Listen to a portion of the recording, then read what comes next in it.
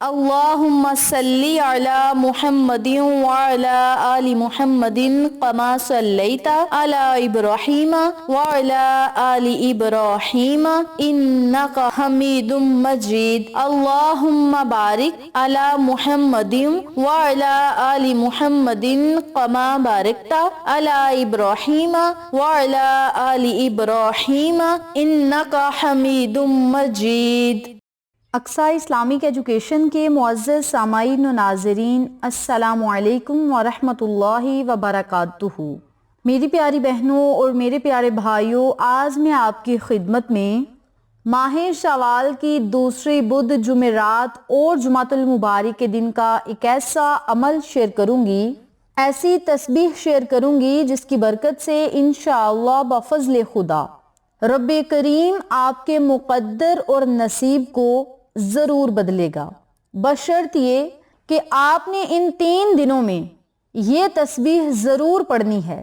اور ماہ شوال کے ہر بدھ، جمعرات اور جمعہ کو اگر آپ ان کلمات کو جاری رکھیں گے، یعنی ہر بدھ، جمعرات اور جمعہ کو یہ وظیفہ کرتے رہیں گے، تو ماہ شوال ختم ہونے سے پہلے پہلے رب کریم آپ کے نصیب کو بلندیوں تک لے جائے گا، اور آپ نے جو کبھی سوچا بھی نہ ہوگا، جس کا کبھی تصور بھی نہ کیا ہوگا، اللہ کریم آپ کو اس خزانے سے مالا مال فرمائے گا۔ تو میری پیاری بہنوں اور میرے پیارے بھائیوں، اگر آپ چاہتے ہیں کہ ہم اس خوبصورت تسبیح سے فائدہ اٹھائیں، اس خوبصورت تسبیح کو پڑھ کے اپنے مسائل کو حل کروائیں، تو آپ یہ ویڈیو کو ضرور دیکھیں اور آخر تک دیکھیں تاکہ آپ کو وظیفے کی اچھی طرح سمجھ آ جائے اور آپ وظیفے کو یقین کامل کے ساتھ کریں۔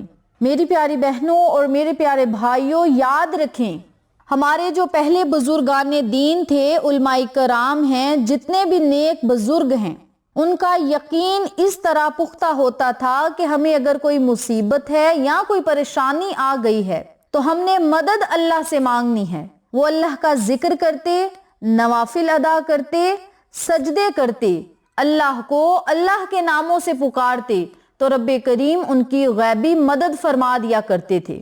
اور جو اللہ والے تھے، جو نیک رب کریم کے بزرگ تھے، جو بھی علماء کرام تھے، صحابہ کرام تھے، جب بھی انہیں پریشانی آتی تو وہ اللہ رب العزت کو اسماء اعظم سے پکارتے، قرآنی کلمات سے پکارتے، تو اللہ کریم انہیں فوراً غیبی مدد عطا کر دیتے۔ ایک دفعہ ایک صحابی رسول سفر پر جا رہے تھے اور انہوں نے کرائے پر خچر لیا۔ اب جس سے کرائے پر خچر لیا، وہ مالک کہنے لگا کہ میں بھی آپ کے ساتھ چلوں گا، تو صحابی رسول مان گئے کہ آپ بھی میرے ساتھ چلیں۔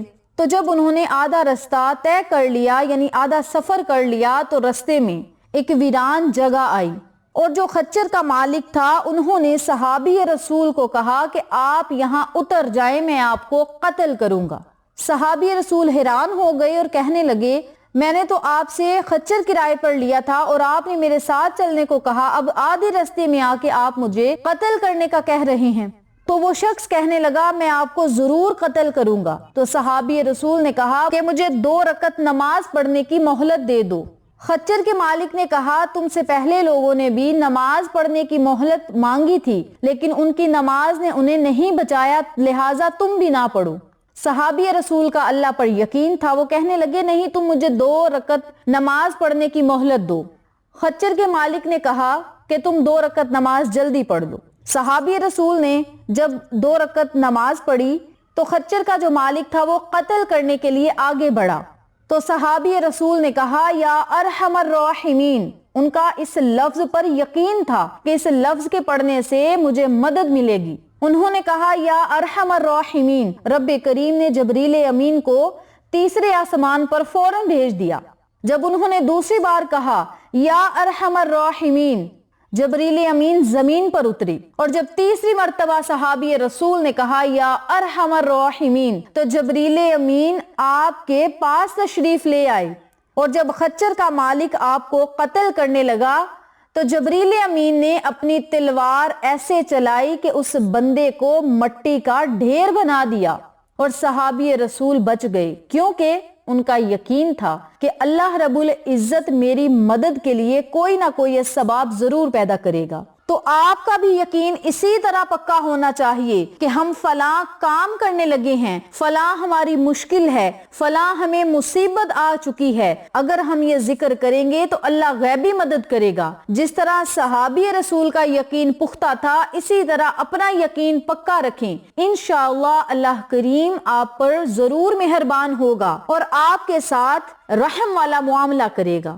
تو میری پیاری بہنوں اور میرے پیارے بھائیوں، یہ مختصر سا واقعہ بتانے کا مطلب یہ ہے کہ جب آپ نے یہ وظیفہ کرنا ہے تو یقین پختہ ہونا چاہیے، اور 3 دن کا یہ وظیفہ ہے۔ 3 دن کے عمل سے آپ کے تمام مسائل حل ہوں گے، رزق اور دولت کی کمی ختم ہوگی، اور 3 ہی دن کے اندر اندر انشاءاللہ دولت ہی دولت آپ کے گھر میں آئے گی، پریشانیاں مصیبتیں ختم ہوں گی، اور اللہ کریم آپ کو بے بہا انعامات سے نوازے گا۔ اور ماہ شوال کا مہینہ بھی بڑا بابرکت مہینہ ہے، اور اس مہینے میں بھی اگر سچے دل کے ساتھ اللہ رب العزت سے مانگا جائے تو رب کریم ضرور عطا کرتا ہے۔ تو میری پیاری بہنوں اور میرے پیارے بھائیوں، اس عمل کو، اس خوبصورت تسبیح کو آپ نے ان 3 دنوں میں پڑھنا کس طریقے سے ہے، اس بارے میں جاننے کے لیے میری آپ سے گزارش ہے کہ چینل کو سبسکرائب کریں، ویڈیو کو لائک کریں، شیئر کریں، اور ساتھ موجود بیل آئیکن کو دبا کے آل نوٹیفیکیشن پہ کلک کریں